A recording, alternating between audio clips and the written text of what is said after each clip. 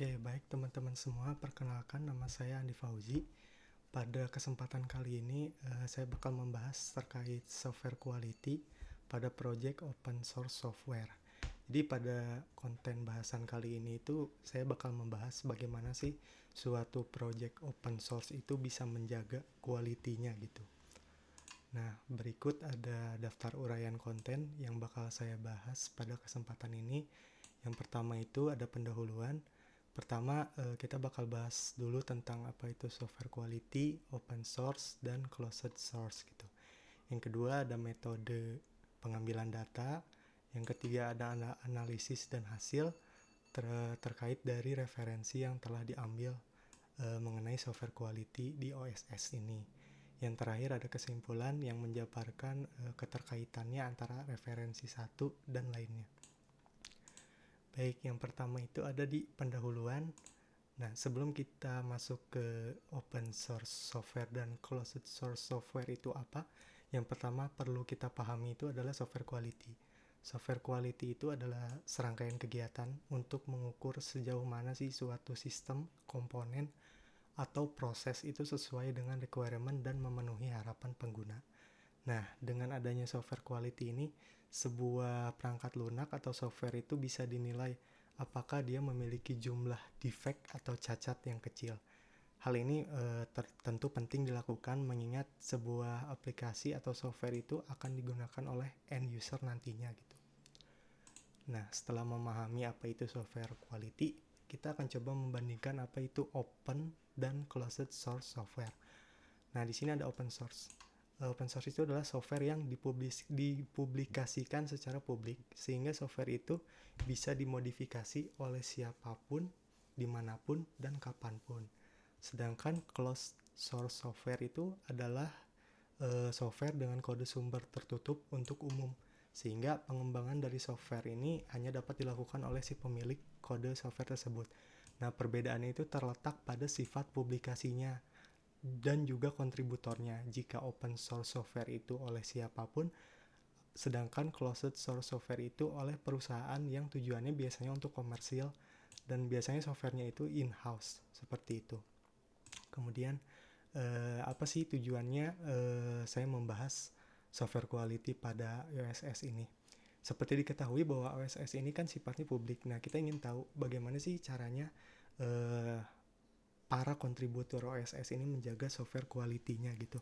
Aspek yang bakal dibahas mungkin ada stakeholder-nya, prosedur yang digunakan, dan hasil studi ini tidak menutup kemungkinan untuk dimanfaatkan atau bahkan disempurnakan pada penelitian yang akan datang gitu.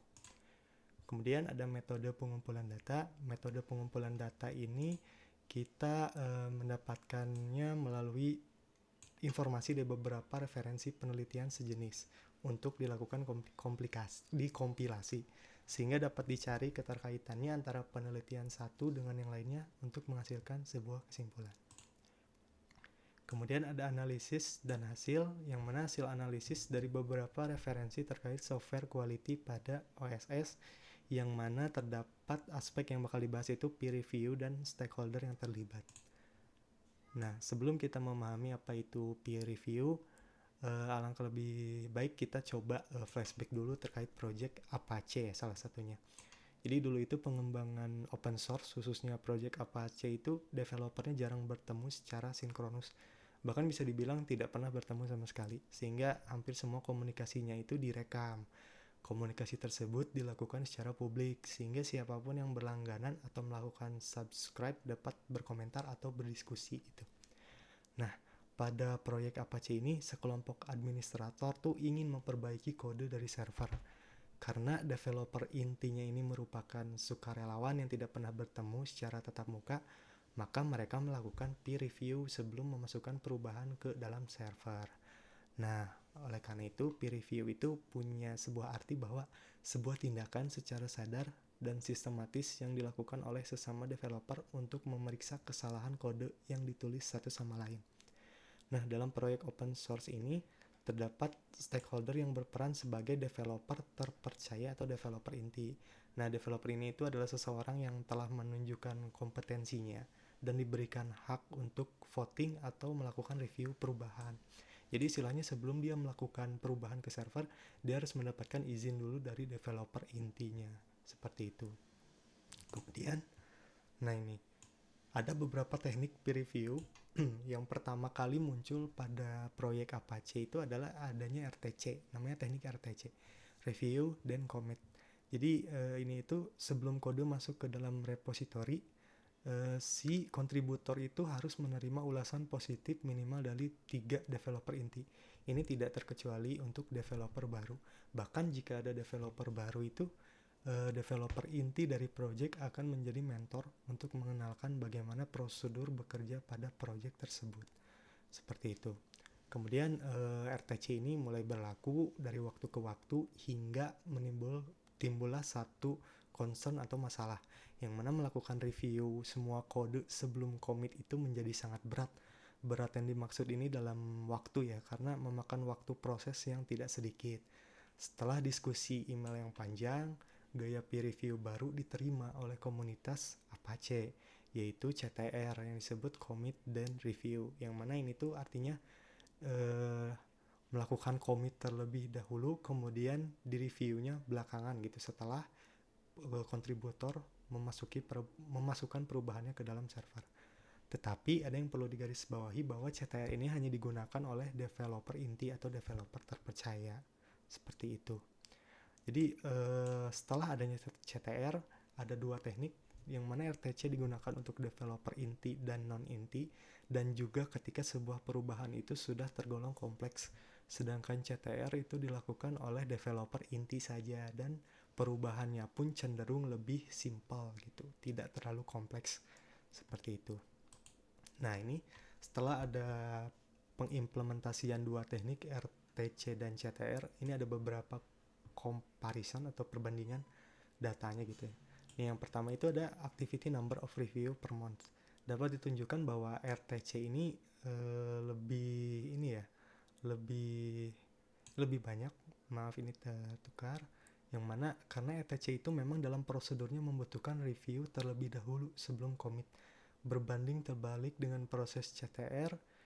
Kemudian kita nggak lupa juga bahwa adanya fakta bahwa RTC ini adalah kebanyakan developer non-inti, sehingga memang perlu dilakukan review oleh minimal 3 developer inti. Kemudian ada number of reviewer and message per contribution. Sehingga kita bisa lihat RTC ini ada 3 individual karena memang mereka perlu approval sebanyak 3 dan rata-ratanya 6 message, sedangkan CTR itu lebih sedikit, 2 individu dan 5 message rata-rata. Kemudian ada size of contribution.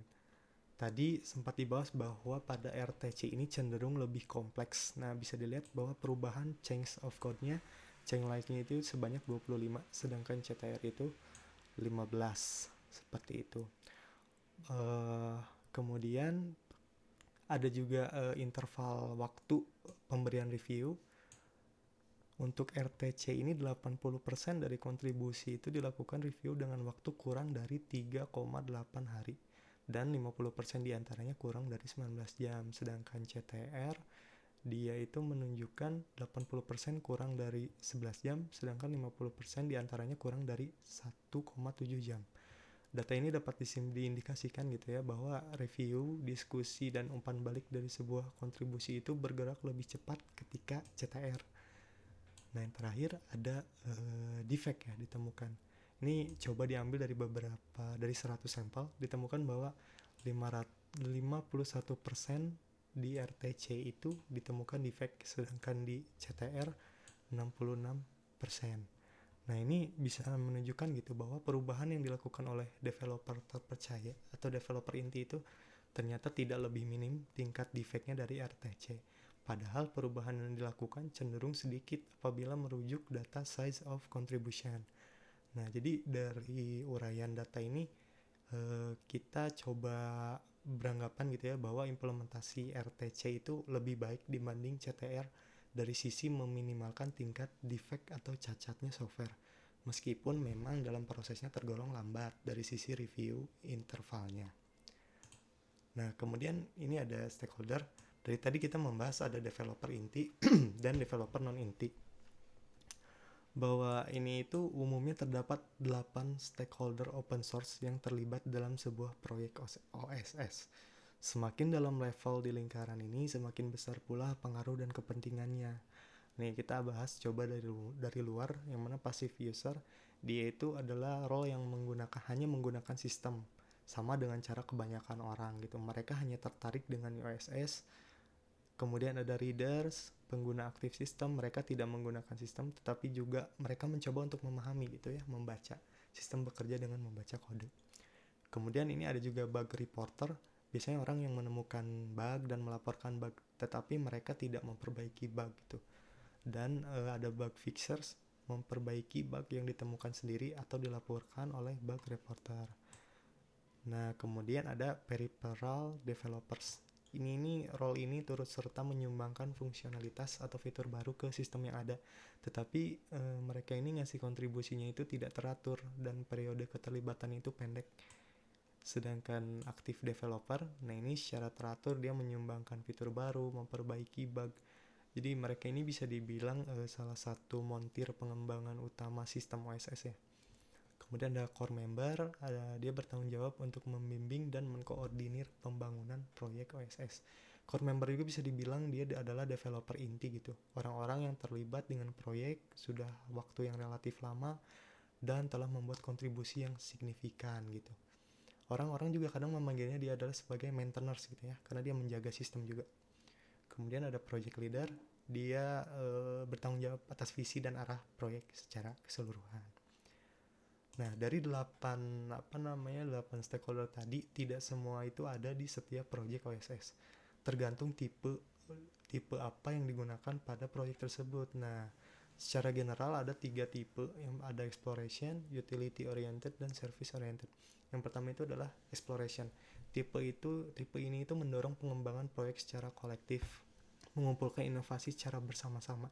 Ini mirip seperti budaya penelitian ilmiah yang mana hasilnya sering dibagikan satu sama lain gitu ya. Ada utility oriented, tipe ini bertujuan untuk mengisi kekosongan dalam suatu sistem. Seperti itu. Ini seperti driver gitu ya, membuat driver. Kemudian ada service oriented, tujuan untuk menyediakan layanan yang stabil kepada semua orang yang memiliki kepentingan terhadap sistem OSS. Tipe ini itu minim inovasinya atau perubahan karena memang tujuannya untuk menjaga sistem yang kuat dan stabil, seperti itu. Ini bisa dilihat juga ada community strukturnya di setiap tipe, seperti itu, dan ada contoh example-nya apabila ingin ditelaah lebih lanjut, seperti itu. Kemudian terakhir di kesimpulan, jadi seiring berkembangnya popularitas open source gitu, banyak pendekatan yang telah dilakukan dalam mengembangkan OSS oleh para kontributor gitu ya.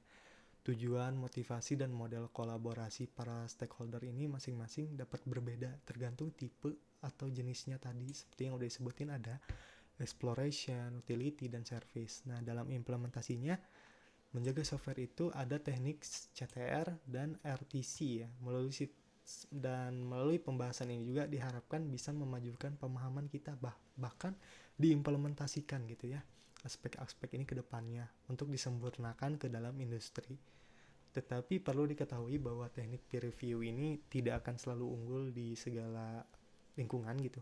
Sebagai contoh, eksperimen atau penelitian lebih lanjut menemukan bahwa meskipun RTC dan CTR memiliki waktu yang lebih singkat dibanding inspeksi tradisional, inspeksi tradisional itu menemukan lebih banyak bug atau cacat daripada RTC dan CTR, sehingga proses yang optimal dapat dibuat dengan melakukan review dan inspeksi secara formal sebelum melakukan major release. Jadi ada kombinasi gitu ya, sehingga menghasilkan software yang kualitasnya itu berkualitas tinggi, yang mana setelah dijelaskan tadi di software quality gitu ya, untuk meminimalkan defect yang terjadi. Baik, mungkin sekian presentasi dari saya. Mohon maaf apabila ada kurangnya. Terima kasih.